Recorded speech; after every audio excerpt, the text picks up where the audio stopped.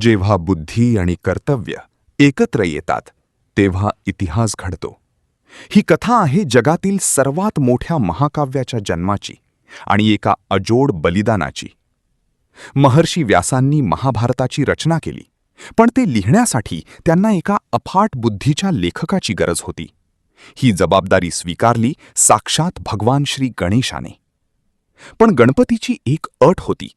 लेखन सुरू झाले की लेखणी थांबता कामा नये. व्यासांनी ही अट मान्य केली, पण एका अटीवर: प्रत्येक श्लोकाचा अर्थ समजल्याशिवाय तो लिहायचा नाही. लेखन सुरू झाले.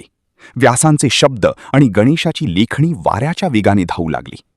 पण अचानक एक अडथळा आला. लिहिता लिहिता गणपतीची लेखणी मधूनच तुटली. नियम तुटणार होता, पण गणपती म्हणजे संकटनाशक. क्षणाचाही विलंब न लावता त्यांनी स्वतःचा एक दात सुळा उपटला आणि त्याची लेखणी करून पुन्हा लिहिण्यास सुरुवात केली.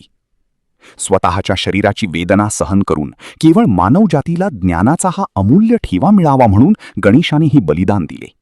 हा तुटलेला दात आजही आपल्याला सांगतो की ज्ञानासाठी दिलेली कोणतीही किंमत मोठी नसते.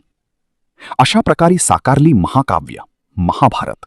म्हणूनच आजही आपण त्यांना वंदन करतो. ओम एकदंताय विद्महि वक्रतुंडाय धीमहि.